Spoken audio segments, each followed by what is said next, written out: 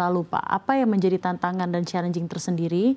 Apa yang berbeda dibanding tahun lalu yang menyebabkan Anda bisa menyampaikan suatu update bahwa memang di semester 1 2025 ini memang lebih menantang, Pak? Iya, kami melihat beberapa tren yang kemudian direspon oleh teman-teman industri, walaupun mungkin tidak sama di setiap BPRS. Kita melihat terus terang saja kondisi pertumbuhan bisnis pada tahun ini, semester ini dibandingkan tahun lalu cenderung lebih rendah. Kalau tahun lalu itu masih di atas 10%, ini plus minus mendekati 10%. Kemudian kita melihat tren dari kualitas pembiayaan. Kualitas pembiayaan kita melihat juga indikatornya itu kalau di konvensional namanya NPL, kalau di syariah namanya NPF. NPF, BPR syariah maupun BPR konvensional itu cenderung meningkat. Ini membuktikan bahwa yang saya sebut tadi kondisi nasabah kita challenging. Satu sisi likuiditas itu ketat sehingga dana yang masuk ke BPRS itu tidak sebesar tahun lalu yang terlihat dari indikasi pertumbuhan bisnis yang relatif di bawah tahun lalu. Yang kedua adalah nasabah pembiayaan itu menghadapi tekanan karena mungkin daya beli masyarakat menurun sehingga kualitas pembiayaannya, kemampuan bayarnya juga menurun. Itu dua indikasi utama yang kita lihat di pasar. Baik. Begitu, Mbak. Di satu sisi, Pak, walaupun tadi seperti Anda sampaikan semester 1 2025 ini cukup challenging ya, Pak ya.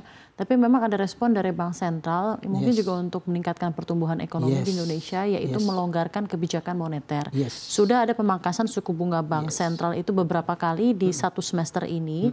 Harapannya ini akan tertranslasi ke pergerakan pertumbuhan ekonomi di semester 2. Tapi dari sudut pandang secara spesifik dari BPRS ke depan, apa arti dari pemangkasan suku bunga yang dilakukan oleh Bank Indonesia di semester 1 ini? Iya, penurunan suku bunga itu oleh Bank Indonesia memberikan 3 implikasi, Mbak. Oke, untuk BPRS? Untuk BPRS. Secara umum, ini membuat sinyal optimisme dan harapan baru. Ketika sebuah regulator seperti Bank Indonesia memberi sinyal penurunan tingkat suku bunga acuan, artinya kemudian regulator ini sudah melihat arah perbaikan, arah optimisme ke depan mengenai inflasi, tingkat suku bunga, tukar rupiah dan seterusnya. Artinya mungkin di semester 2 ini dengan segala macam elaborasi yang ada kemudian diputuskan menurunkan tingkat suku bunga, artinya ada kondisi yang dipandang lebih baik. Sehingga itu membangun optimisme secara umum. Yang kedua, dengan penurunan tingkat suku bunga, itu di syariah ada namanya displaced commercial risk. Kita tidak menggunakan bunga secara langsung, kita menggunakan nisbah bagi hasil, tapi nasabah berapa bagi hasil yang diterima, dia itu akan membandingkan dengan bunga yang diterima di industri perbankan. Nah, dengan penurunan tingkat suku bunga, biasanya akan diikuti penurunan tingkat suku bunga penjaminan LPS. Ya akhirnya kemudian perbankan merespon dengan menurunkan tingkat suku bunga simpanan. Nah, dengan kemudian penurunan itu, maka nasabah bank syariah bil khusus di BPRS itu akan terjaga ekspektasinya yang cenderung itu akan turun. Nah, dengan penurunan tingkat suku bunga itu biasanya nanti likuiditas akan lebih longgar karena bank tidak tergopoh-gopoh menaikkan suku bunga sehingga itu menjadi ketat. Nah, itu nomor 2. Nah, nomor 3 sebenarnya bagi BPRS, penurunan tingkat suku bunga acuan itu ujungnya nanti akan tertransmisikan kepada benchmark suku bunga ataupun margin di pembiayaan. Dengan tingkat suku bunga pinjaman turun, maka kemudian bagi hasil nasabah turun, kemudian BPRS akan bisa lebih leluasa evaluasi berapa margin pembiayaan yang akan disalurkan.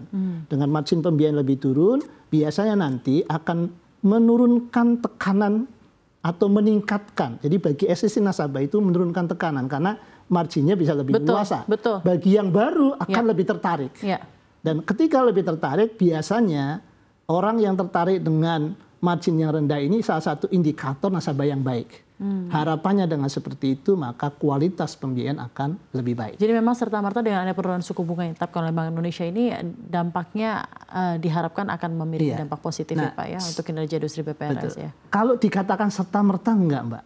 Karena biasanya ada jeda waktu untuk transisi itu 3-6 bulan. 3-6 bulan. Betul, tidak langsung merilis terus pada turun semua enggak. Orang akan melihat dan merespon. Ya, semester 2. Mungkin nanti ya kalau ini dirilis di bulan Juli, ya mungkin nanti baru kerasa di September, Oktober lah. Dan setelah itu, kalau 2-3 bulan biasanya orang baru akan mengakses bagaimana kondisi realnya antara kebijakan dengan kondisi di lapangan, habis itu dia akan turun. Kalau kata ekonom, SBN dan tabungan emas itu lagi cenderung memberikan yield yang cukup tinggi, ya Pak ya. Nah, DPK perbankan jadi kalah apa ya istilahnya? kalah menarik begitu ya Pak ya. Apakah ini juga tercermin kepada BPRS dan bagaimana Anda melihat fenomena ini? Nah, ini yang menarik. Itu ada dua sisi Mbak. Kita melihat itu sebagai sebuah peluang dan itu tantangan. Kalau dilihat dari sebuah tantangan, tadi misalnya SBN maupun emas, itu iya. Karena ini menjadi sebuah pilihan instrumen investasi yang lain buat nasabah. Tapi sesungguhnya BPRS ini memiliki satu kondisi yang sebenarnya menarik di publik. Satu, kalau kita lihat equivalent rate, jadi kalau nisbah bagi hasil itu kemudian kita hitung disamakan dengan suku bunga, itu sebenarnya kompetitif Mbak. Di BPR Syariah, itu equivalent rate itu berkisar 6-8%. Dan saya yakin itu masih kompetitif dibanding produk ini. Dan yang kedua, apa bedanya syariah dengan konvensional?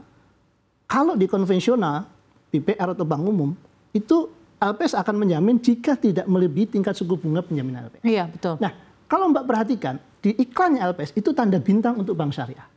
Karena bank syariah pakai bagi hasil, maka berapa yang didapatkan nasabah akan fluktuatif. Betul. Nah, kendati fluktuasinya itu di atas suku bunga penjaminan LPS, kisaran 6-8% tadi, karena tingkat suku bunga LPS kan 6, sekian. 4 setahu saya. 4 untuk bank umum, untuk BPR 6. Ya, betul. Nah, untuk BPR syariah, walaupun di atas 6, karena dia menggunakan prinsip syariah yang berbasis bagi hasil, tetap dijamin LPS.